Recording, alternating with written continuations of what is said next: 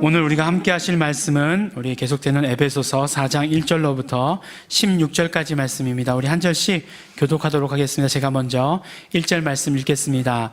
그러므로 주 안에서 갇힌 내가 너희를 권하노니 너희가 부르심을 입은 부름에 합당하게 행하여 모든 겸손과 온유로 하고 오래 참음으로 사랑 가운데서 서로 용납하고 평안에 매는 줄로 성령에 하나 되게 하신 것을 힘써 지키라. 몸이 하나이요 성령이 하나이니 이와 같이 너희가 부르심의 한 소망 안에서 부르심을 입었느니라. 주도 하나이요 믿음도 하나이요 세례도 하나이요 하나님도 하나이시니 곧 만유의 아버지시라. 만유 위에 계시고 만유를 통일하시고 만유 가운데에 계시도다.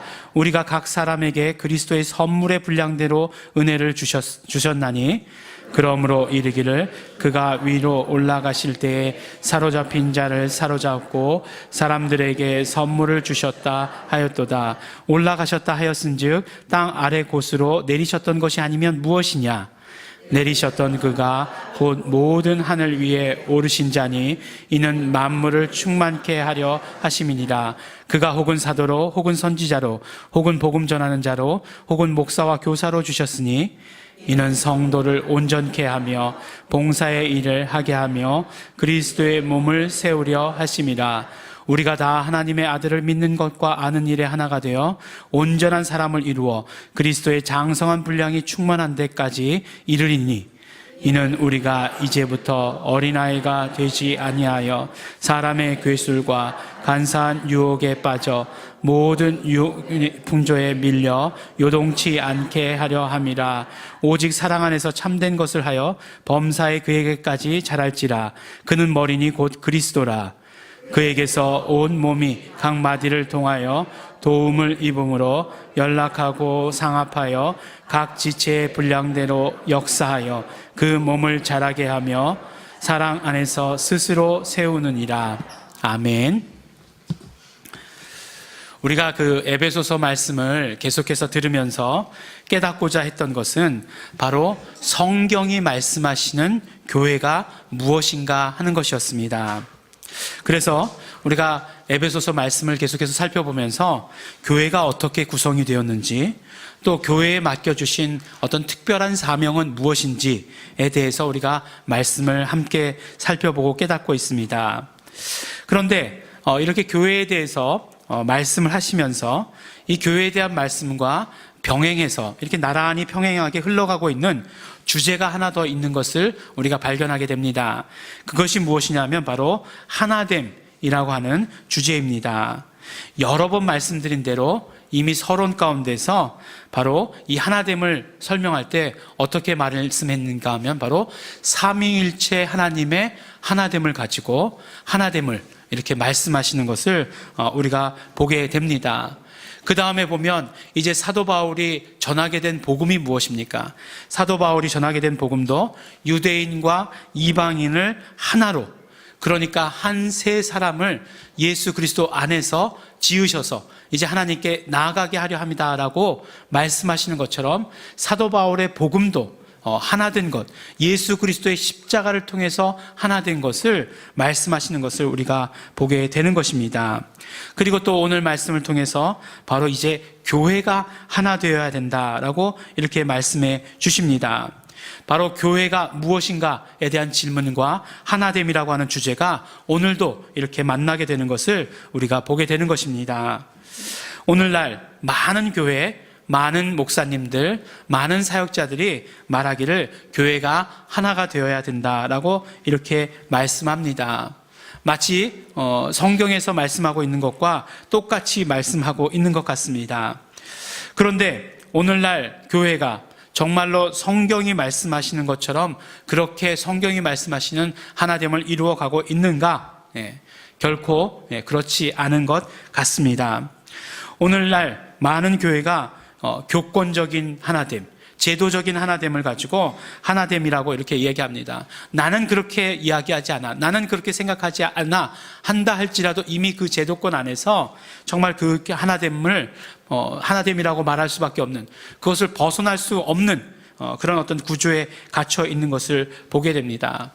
그래서 하나됨이라고 얘기할 때 가장 안정적으로 정말 그런 어떤 계층적인 조직을 생각합니다. 목사로부터 시작해가지고 이렇게 다 이렇게 직분대로 이렇게 나눠져 있으면 안정적이다, 하나다라고 이렇게 이야기하고, 그것이 조금 더 발전돼서 교단으로 발전되면 훨씬 더 안정된 교회 하나됨이라고 이렇게 생각하는 것입니다. 만약에 교회의 하나됨이 그런 것이었다라고 한다면 사도 바울께서도 그렇게 쓰셨을 것입니다. 왜냐하면 사도 바울의 다른 서신들을 보면 집사의 직분도 나오는 것을 보게 되고, 장로의 직분, 감독의 직분을 가진 사람도 나오게 되는 것을 보게 되는 것입니다. 정말 제도적으로 하나 되는 것이 교회의 하나됨이라고 생각하셨다면 충분히 그것들을 가지고 그렇게 설명할 수 있었을 것입니다. 하지만 사도 바울은 그렇게 말씀하지 않으셨습니다.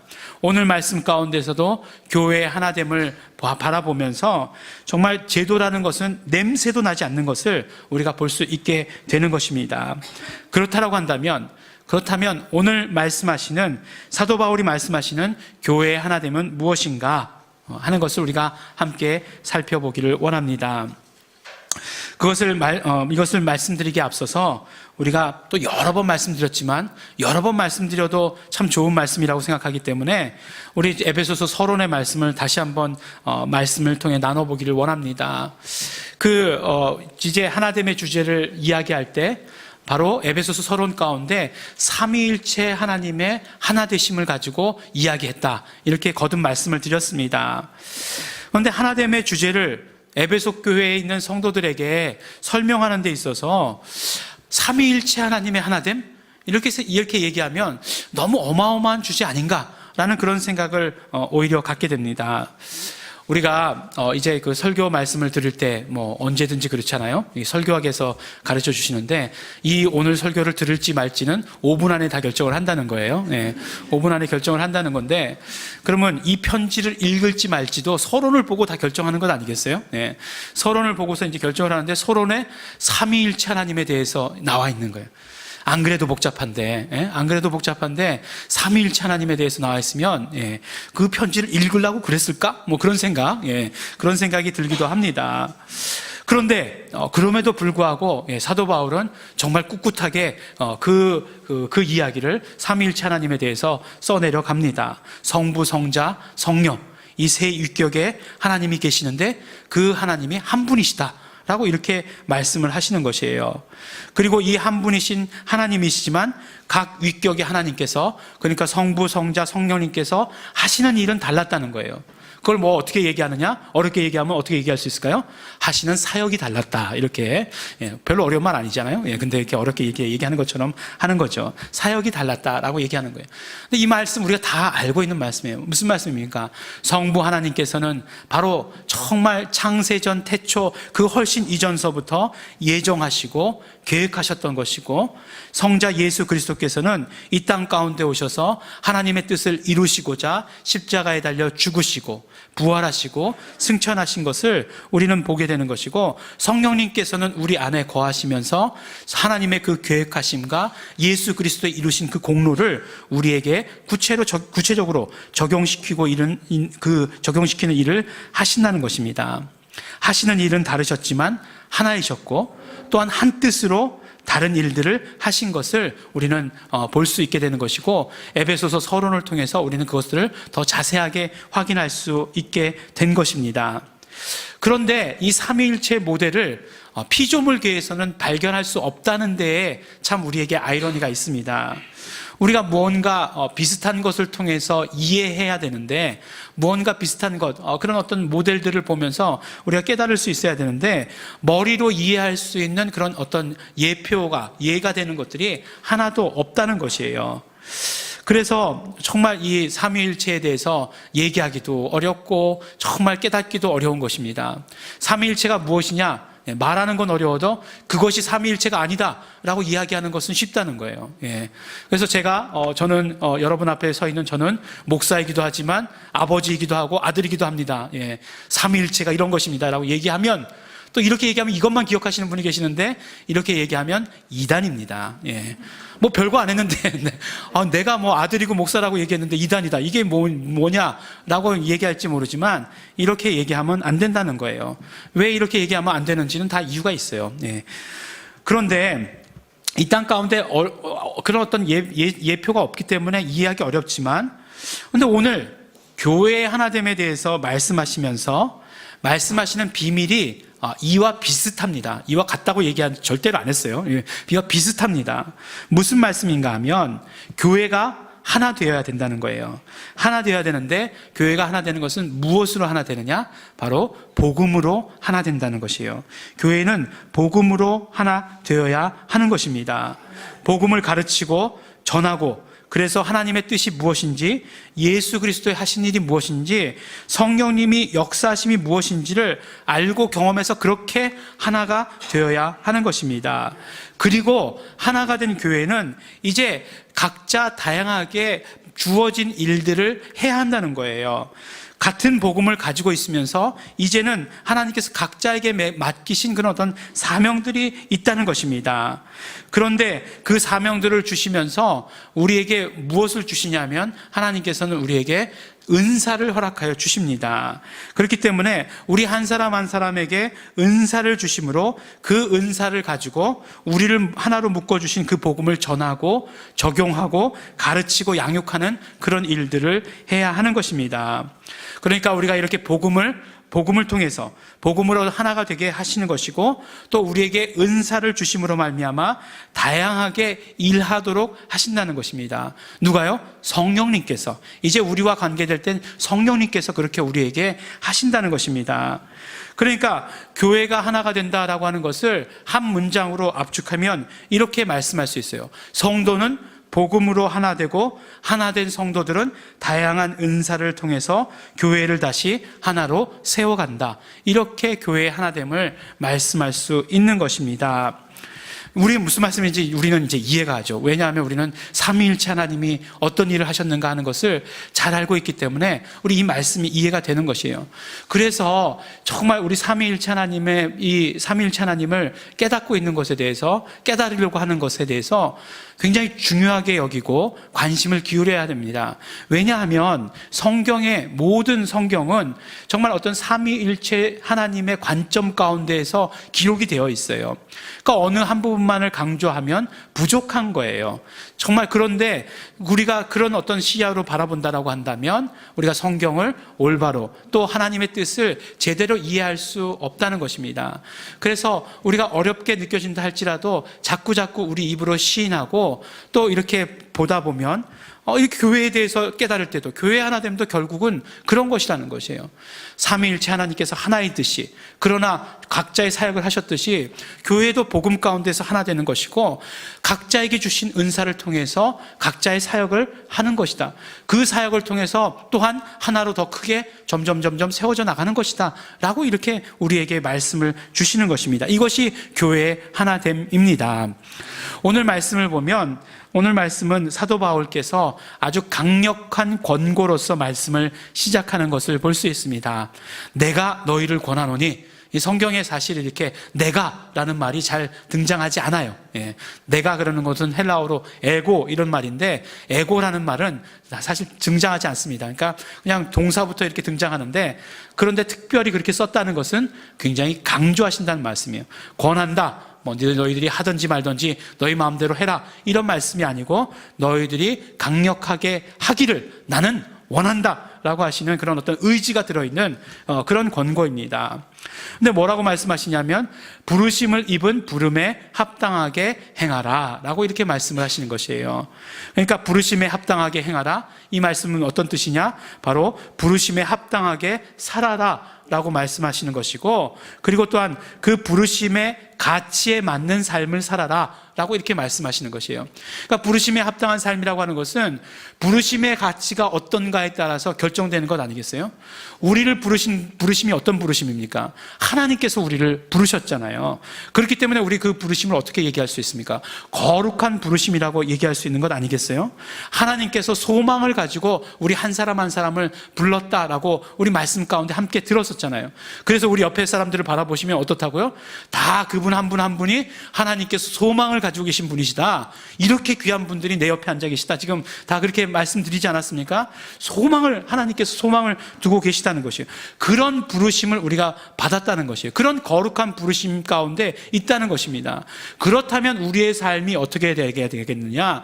그 부르심의 가치에 맞는 삶을 살아야 된다는 거예요. 그게 거룩한 부르심이고 그것이 하나님의 부르심이라고 한다면 우리의 삶이 거룩해야 되는 것이고 우리의 삶이 정말 하나님께서 정말 말씀해 주시는 그 뜻에 따라서 살아야 된다라고 이렇게 말씀해 주시는 것입니다. 우리를 부르시며 하나님께서 어떻게 하셨습니까? 하나님께서 우리를 부르시며 독생자를 우리에게 내어주셨어요. 독생자를 피 흘리시게 하시면서 우리를 부르신 것입니다. 우리는 다만 그 부르심에 감사하게도 그 초청하심에 응답하게 되어서 정말 우리 응답하게 되어서 구원받게 되었고 하늘나라 백성이 되게 되었고 시민권자가 되게 되었고 또 영원한 생명을 누리면서 살게 된 것입니다. 그렇기 때문에 정말 이 과정들을 우리가 다 기억한다면, 우리가 알고 있다면, 그 부르심과 그 응답을 우리가 기억했다라고 한다면 그 부르심의 가치에 맞는 삶을 우리가 살아야 되는 것입니다. 그러면 첫 번째로 그 부르심에 합당한 삶이라고 하는 것이 무엇이냐? 첫 번째 부르심에 합당한 삶은 그 성령의 하나 되게 하심을 힘써 지키는 삶입니다. 성령님께서 하나 되게 하신 것을 힘써서 지키는 삶이에요. 오늘 말씀을 보니까 우리 3절 말씀에 보면 평안에 매는 줄로 성령의 하나 되게 하신 것을 힘써 지키라 라고 이렇게 말씀을 하십니다. 그리고 그 보니까 성령님께서 우리를 하나 되게 하실 때 평안에 매는 줄로 이렇게 하나 되게 하셨다는 것이에요. 줄은 줄로 묶으셨는데 그 줄이 어떤 줄이냐? 평안에 매는 줄이다 라고 이렇게 말씀을 하십니다. 너무 이렇게 아름다운 표현 아니에요? 아주 굉장히 시적인 표현입니다. 근데 시적인 표현인 것까지는 좋은데 무슨 말인지 모르겠다는데 이제 문제가 있는 거죠. 평안에 매는 줄로 하나가 된 게 아닌 게 그게 무슨 얘기일까 하는 거죠. 그런데 우리가 앞서서 에베소서 말씀 우리가 2장 10절 말씀해 보니까 그는 우리의 화평이신지라 라고 이렇게 말씀하시는 선포가 있어요. 누구죠? 바로 예수 그리스도는 우리의 평화이시다 라고 이렇게 말씀하신 것 아니겠어요? 그런데 정말 그 평안에 매는 줄 할 때 평안과 화평이시다라는 말이 같은 단어로 사용되었다는 것이죠. 헬라어 단어로는 같은 단어가 사용되었어요. 그래서 그 단어가 보니까 화평이라고 쓰일 때도 있고 평화라고 쓰일 때도 있고 평안이라고 쓰일 때도 있는 것입니다. 이 말씀은 무슨 말씀이냐면 바로 성령의 하나 되게 하심으로 교회를 하나로 만들었다는 것을 구체적으로 이야기하면 하나 되게 하시는 분은 바로 예수 그리스도시다라고 이렇게 말씀해 주시는 것이에요. 더 구체적으로 얘기하면 예수 그리스도를 통한 십자가의 공로를 통해서 예수 그리스도의 십자가의 공로를 통해서 교회가 하나 되게 하셨다라고 이렇게 말씀해 주시는 것이에요. 정말 그렇잖아요. 예수 그리스도께서 십자가를 통해서 이루신 일이 무엇입니까? 유대인이나 헬라인이나 다 구별이 없이 하나님 앞에 나아갈 수 있게 하신 것이에요. 그것이 바로 예수 그리스도의 십자가의 공로입니다. 예수 그리스도의 십자가의 공로로 말미암아 우리는 하나님 앞에 담대하게 나아갈 수 있게 되었고 교회는 그것 때문에 온전히 하나가 되었다라고 우리에게 말씀해 주시는 것입니다. 그러므로 예수 그리스도의 공로를 통해서 이루신 그것들을 우리가 우리의 삶 가운데서 힘써 지키라고 이렇게 말씀해 주시는 것입니다. 성령께서 우리를 하나 되게 해주셨다는 것은 바로 복음으로 우리를 하나로 묶어주셨다는 것, 그것을 우리에게 말씀해 주시는 것이에요. 교회가 어떻게 하나가 되는가? 바로 복음으로 묶여서 하나가 되어야 되는 것을 우리에게 말씀해 주시는 것입니다. 교회가 하나 될 때 정말 어떤 탁월한 목사님이 계시면 좋겠죠. 정말 어떤 리더가 있으면 좋겠죠. 그러나 그런 어떤 제도적인 것 아니고요. 교회가 하나 되어야 될 때 가장 먼저 생각해야 되는 것은 우리가 복음으로 언제나 하나 되어야 되는 것을 우리에게 말씀해 주시는 것입니다. 이건 부록인데요. 이제 그 하나됨을, 또 교회의 하나됨을 얘기해 주시면서 또 사도 바울은 참지 못하고 삼위일체 하나님에 대해서 말씀을 합니다. 보니까 4절 말씀을 보니까 뭐라고 얘기하고 계시죠? 몸이 하나이고 성령이 하나이니 이와 같이 너희가 부르심의 한 소망 안에서 부르심을 입었느니라. 그러니까 그 서론에서는 성부 하나님에 대해서, 성자 예수 그리스도에 대해서, 성령 하나님에 대해서 기록했는데 4장에 보니까 거꾸로 또 쓰시는 거예요. 성령 하나님에 대해서 제일 먼저 말씀하시고, 그 다음에 성자 예수 그리스도에 대해서, 그 다음에 성부 하나님에 대해서 말씀하십니다. 그래서 4절 말씀은 성령 하나님에 대해서 말씀해 주시는 것이에요. 한 몸, 한 성령, 한 소망, 이것들이 다 성령으로 말미암은 것이고 성령님의 사역이시다라고 우리에게 말씀을 해주십니다. 5절은 뭐라고 말씀하시죠? 주도 하나이요, 곧 믿음도 하나이요, 세례도 하나이요, 이렇게 말씀하세요. 그럼 주라는 것은 누구를 말씀하시는 것입니까? 바로 주 예수 그리스도를 말씀하시는 거잖아요. 그러니까 예수 그리스도도 하나이시고, 그 다음에 예수 그리스도를 믿는 믿음도 하나라고 하는 거예요. 믿음. 그리고 또 무엇입니까? 침례라고 하는 것이 무엇이에요? 예수 그리스도와 연합하는 그 침례도 하나다. 바로 예수 그리스도와 연결된 모든 일들, 우리의 신앙의 일들을 말씀하고 있는 것이죠. 6절 말씀은 바로 한 하나님, 아주 구체적으로 얘기하잖아요. 한 하나님, 곧 아버지, 만유의 아버지, 이렇게 모두의 아버지다, 이렇게 말씀해 주시지 않습니까? 만물 위에 계시고 만물을 다스리고 만물을 통일하신다, 이렇게 말씀을 해주고 계시는 것이에요. 바로 이렇게 거룩한 부르심에 합당하게 사는 삶은 무엇이냐면, 성령께서 우리에게 깨닫게 하시는 바른 복음, 또 구체적으로 삼위일체의 복음, 이 복음으로 우리가 하나가 되는 것을 말씀해 주시는 것이에요. 교회가 어떻게 하나가 되어야 되느냐, 여러 가지 다른 것 생각할 것 없이 정말 말씀 가운데 우리에게 주십니다. 복음으로, 바른 복음으로 하나가 돼야 된다라고 이렇게 말씀을 해주시는 것이에요. 사도 바울이 그 어려운 얘기를 왜 자꾸 쓰셨겠습니까? 그럼에도 불구하고 이 바른 복음을 우리가 알고 있어야 한다는 것이에요. 모든 것들을 우리가 삼위일체적 관점 가운데서 바라보고 이해할 수 있어야 된다는 것입니다. 우리가 구원을 바라볼 때에도 마찬가지고, 우리의 삶을 바라볼 때에도 마찬가지고, 교회를 바라볼 때에도 마찬가지고, 그러므로 교회의 하나됨을 바라볼 때에도 우리가 바른 복음 가운데서 깨닫고 바라보아야 한다라고 우리에게 말씀해 주시는 것입니다. 두 번째로 우리를 부르심에 정말 가치 있게 사는 삶은 무엇이냐면 은사를 사용하는 삶입니다. 은사를 사용하게 사는 삶이에요. 말씀드렸던 대로 성령님께서 우리를 바른 복음 가운데 하나가 되게 하셨습니다. 그러면 그렇게 하나됨으로 그냥 한 덩어리로 뭉쳐 있는 것이 아니라 그 다음에 우리 한 사람 한 사람에게 은사를 주신다는 거예요. 한 사람 한 사람에게 은사를 주신다는 것입니다. 7절 말씀에 보면 우리 각 사람에게 그리스도의 선물의 분량대로 은혜를 주셨으니 라고 이렇게 말씀합니다. 물론 여기서 이제 은혜라고 말씀하셨지만 그 위에 보면 그리스도 선물의 분량대로라고 하는 말씀이 있어요. 이 말씀을 통해서 우리가 알 수 있는 것은, 이것은 그냥 은혜, 우리가 구원받을 때 받은 그 은혜와는 다른 것임을 알 수 있는 것입니다. 그 은혜가 아니라 무엇이죠? 바로 은사를 말씀하고 있는 것이에요. 근데 은혜와 은사는요, 그 헬라어로도 굉장히 비슷해요. 은혜라고 얘기할 때 헬라어로 카리스라고 얘기하고, 은사를 얘기할 때는 카리스마타라고 이렇게 얘기합니다. 그래서 뭐 은사주의 사역 그러면 뭐 카리스마틱 무브먼트 뭐 이렇게 얘기하지 않습니까? 카리스마타라고 얘기해서 뒤에 이렇게 마타가 비슷해요. 그래서 이렇게 우리가 은혜를 통해서 성도가 되면 어떻게 된다고요? 카리스를 맡아라, 이렇게 요새 유행하는 아재 개그죠. 예, 그런 거. 예. 안 우시는 분은 요새 유행을 못 따라가시는 분이에요. 예. 네, 막 우기는 거죠. 앞에 있는 특권 아니겠습니까? 예. 그래서 카리스를 맡아라, 은혜를 맡아라. 그게 뭐냐? 은사다. 이렇게 얘기해 주시는 것입니다. 그런데 이 은사라는 것을 우리가 이해할 때 중요한 것은 무엇이냐면, 은사를 생각하면 어떤 특별한 사람을 생각해요. 그다음에 성령님께 성령 충만해서 이게 드러나는 것이다라고 얘기합니다. 물론 맞아요. 고린도전서에서는 그렇게 은사를 우리에게 설명을 해주십니다. 하지만 오늘 말씀을 보면 또 은사 가운데 중요한 이야기를 해주시는데, 이 은사는 우리 성도 모두에게 주셨다라고 이렇게 말씀합니다. 11절에 보니까 그가 어떤 사람에게는 사도로, 그가 어떤 사람은 선지자로, 어떤 사람은 복음 전하는 자로, 어떤 사람은 목사와 교사로서의 은사를 주셨다라고 이렇게 해석하면 그렇게 말씀하고 있는 것입니다. 이것은 무슨 말씀이냐면 사도와 선지자와 복음 전하는 자, 목사, 교사의 구별이 중요한 것이 아니라 모든 사람에게 은사를 주셨다는 거예요. 모든 성도들에게 은사를 주셨다는 것이에요. 그런데 더 중요한 건 뭐냐면 왜 은사를 주셨는가 하는 것이 중요합니다. 12절 말씀이 그거예요. 이는 성도를 온전케 하며 봉사의 일을 하게 하며 그리스도의 몸을 세우게 하려 하심이라 라고 이렇게 말씀하십니다. 근데 이 말씀의 뜻을 우리가 잘 알아야 돼요. 성도를 온전케 한다. 이게 좋은 것 같은데 이게 또 무슨 뜻이냐는 거예요.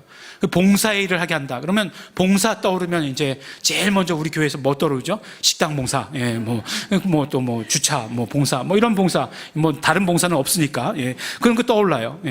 그리고 또 그리스도의 몸을 세우게 한다. 이것도 무슨 말인지 잘 모르겠습니다. 그런데 바로 성도를 온전케 한다라고 하는 것은, 온전케 한다는 것은 무슨 말씀이냐면 준비시킨다, 훈련시킨다라고 하는 그런 말씀이에요. 그러니까 봉사의 일을 하게 하기 위해서 훈련시키고 준비시킨다는 거예요. 아니 봉사 식당 하는 거, 밥 하는 거 그냥 하면 되지 그걸 또 준비시키고 훈련시키느냐 할 수 있는데, 그렇기 때문에 봉사라는 말을 어떤 말로 바꿨으면 더 적절한가 하면 바로 이 봉사란 말은 사역이란 말씀이에요. 그러니까 사역을 위해서 성도를 훈련시키고 준비시킨다라고 이렇게 말씀하는 거예요. 우리에게 다 은사를 주셨다는 것입니다. 근데 은사를 주신 이유가 무엇이냐? 바로 우리 모든 성도들이 사역할 수 있도록 그렇게 준비시키고 훈련시키기 위해서 그렇게 우리에게 은사를 주셨다는 것이에요. 그러면 또 그 궁극적인 목적이 무엇이냐? 그리스도의 몸을 세운다는 것입니다. 그리스도의 몸을 세운다는 것 무슨 말씀이겠어요? 바로 교회를 세워나가는 것이다 라고 이렇게 말씀해 주시는 것입니다. 바로 성도들을 훈련시키고 정말 준비시키고 그래서 사역의 일을 하게 해서 어떻게 하는 것이냐? 교회를 세워나가는 것이다 말씀해 주시는 것이에요. 바로 성령님께서 하나되게 하심으로 말미암아 교회를 세우셨습니다. 그런데 그 하나된 교회 가운데서 성령님께서는 한 사람 한 사람에게 은사를 주시면서 그 은사를 사용함으로 말미암아 교회를 더욱더 든든하게 자라가게 세우라고 이렇게 말씀해 주시고 계시는 것입니다. 정말 그렇기 때문에 우리가 그 부르심에 합당하게 사는 삶은 어떤 삶이냐? 우리가 은사를 정말 마음껏 사용해야 하는 것이에요.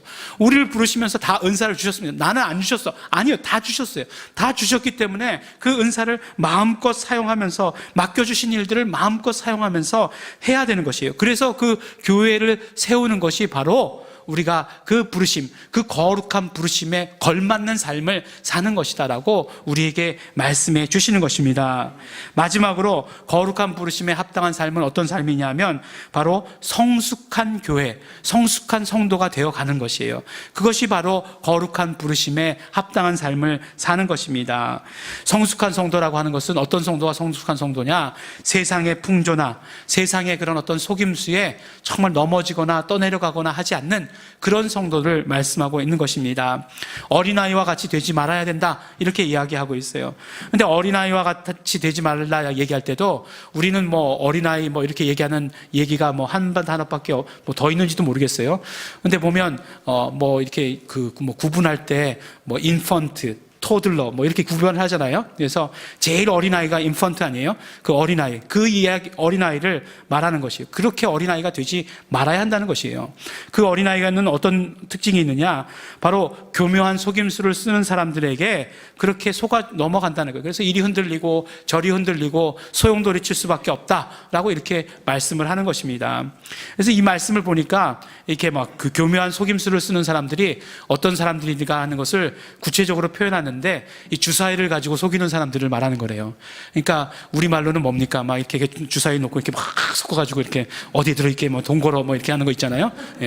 야바위꾼. 야바위꾼에게 속듯이 그렇게 속지 말고 성숙한 자가 되어야 된다라고 이렇게 말씀하는 것이에요. 그런데 성숙한 자라고 하는 것을 어떻게 말씀해 주시냐? 바로 하나님의 아들 예수 그리스도를 믿는 것과 아는 것에 하나가 되는 것. 그것을 바로 말씀하시고 있습니다. 그러니까 우리가 안다라고 얘기할 때 그냥 아는 것이 아니죠. 하나님의 아들 예수 그리스도에 대한 믿음과 경험을 우리가 함께 가지고 있는 것을 말씀해 주시는 것입니다. 그것이 성숙한 성도이고 성숙한 교회라는 것이에요.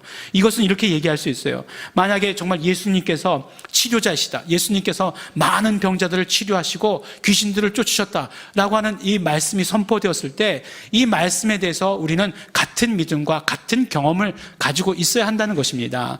누구는 경험하고 누구는 경험하지 않았다, 그러면 성숙함의 하나가 되었다고 얘기할 수는 없는 거예요. 어떤 사람만 알고 있다라고 얘기할 수 있는 것이지. 그렇기 때문에 교회가 다 성숙하기 위해서는 정말 나만이 아니라 우리 모두가 다 정말 예수 그리스도의 치료의 경험이 있어야 되는 것이고, 예수 이름을 사용해서 이적을 경험한 경험이 우리 모두에게 다 있어야 돼요. 그래야 그것이 성숙함이라고 말하는 것이고, 정말 그것이 정말 그 부르심, 거룩한 부르심에 합당한 삶을 사는 것이다라고 우리에게 말씀해 주시는 것입니다. 이렇게 또 우리가 성숙을 이루어서 예수 그리스도의 완전함까지 자라가야 된다. 왜냐하면 예수 그리스도는 교회의 머리가 되시는 분이시기 때문이다 라고 우리에게 말씀해 주십니다. 서로 연합해야 되는 것이고, 각 지체들이 서로 맞춰야 되고, 각 지체들을 서로 붙들어야 되고, 서로 의사소통하고 그렇게 자라가야 되는 것이다 라고 이렇게 말씀을 해 주시는 것입니다. 이렇게 성숙을 이루어가는 것이 하나님께서 우리를 부르신 그 거룩한 부르심에 합당하게 사는 삶이라고 말씀해 주시는 것입니다. 우리는요, 하나님의 그 거룩한 부르심에 합당한 삶을 살아야 됩니다. 첫 번째로 그것은 성령께서 우리로 바른 복음으로 하나 되게 하신 그 삶을 힘써서 지키는 것입니다. 두 번째로 성령님께서 우리에게 주신 은사를 마음껏 사용해서 교회를 더욱더 든든하게 세워가는 것입니다. 정말 전 세계 교회를 하나로 만들어가는 것이에요.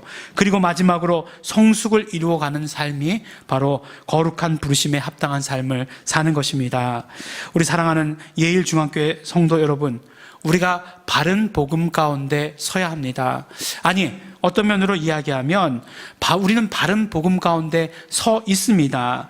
그런데 더 중요한 것은 무엇이냐면 깨달은 자가 움직여야 되는 것이고, 먼저 깨달은 자가 그렇게 살아야 하는 것입니다. 그것이 바로 교회가 하나 되는 것임을 우리가 정말 전 세상에 전할 수 있어야 됩니다. 정말 어떤 면으로 보면 우리 아주 미약한 외침이고 아주 미약한 움직임일지도 몰라요. 우리 교회 인원 몇 명 됩니까? 우리 이 교회가 아무리 터지게 들어와도 100명 넘을 수 없는 그런 인원이에요. 그러나 성령님께서는 그것을 가지고 역사하시겠다는 것입니다. 우리의 어떤 작은 움직임, 우리의 작은 정말 실천들이 있을 때, 성경적인 교회를 우리가 이루어갈 때, 하나 되는 교회를 이루어갈 때 정말 전체 교회가 하나 되는 그런 교회를 우리에게 만들어 주시고 이루어 가실 것이다라고 우리에게 말씀해 주시는 것입니다. 우리에게 주신 성령님으로 말미암아 우리에게 주신 은사를 그러므로 우리 마음껏 사용해야 합니다. 이미 우리에게는 많은 은사들이 임하여 있는 것을 우리는 알고 있습니다. 서로가 서로를 보면서 우리는 그것을 깨닫고 있습니다. 우리 모든 성도들에게 주신, 특별히 우리 예일중앙교회 우리 공동체 가운데 주신 그 은사들을 우리는 너무나 잘 알고 있습니다. 그 은사들을 마음껏 사용하셔서 교회를 든든히 세워가야 합니다. 또한 우리 성숙해야 합니다. 정말 더욱더 더 자라야 됩니다. 신령한 인격을 가지고 서로 연결되며 성숙해 갈 수 있어야 됩니다.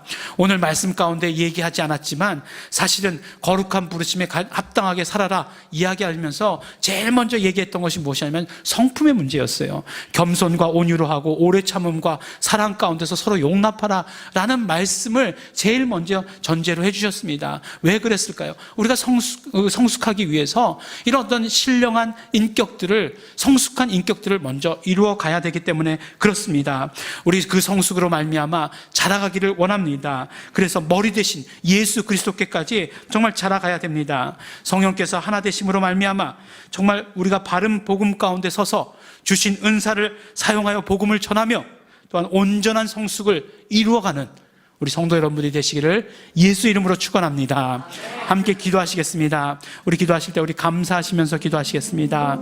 우리 정말 우리에게 주신 복음, 이 복음으로 말미암아 우리가 하나 될 수 있도록 축복하여 주신 것 너무나 감사합니다. 예수 그리스도의 십자가의 복음, 예수 이름의 복음, 삼위일체 되신 하나님의 그 복음을 우리에게 정말 가르쳐 주신 것, 우리로 깨닫게 하여 주신 것 너무나 감사하고 고맙습니다. 우리가 이제 알고 깨달았으니 우리에게 주신 은사를 사용하여서 이 복음을 가르치고 전하고 하는 일들에, 양육하는 일들에 우리가 최선을 다할 수 있도록 도와주시옵소서. 그러므로 우리가 부르심의 그 합당한 삶을 살아갈 수 있도록 되기를 소원합니다. 결단합니다. 우리 다 같이 감사하시면서, 소원하시면서, 결단하시면서 동성으로 기도하시겠습니다.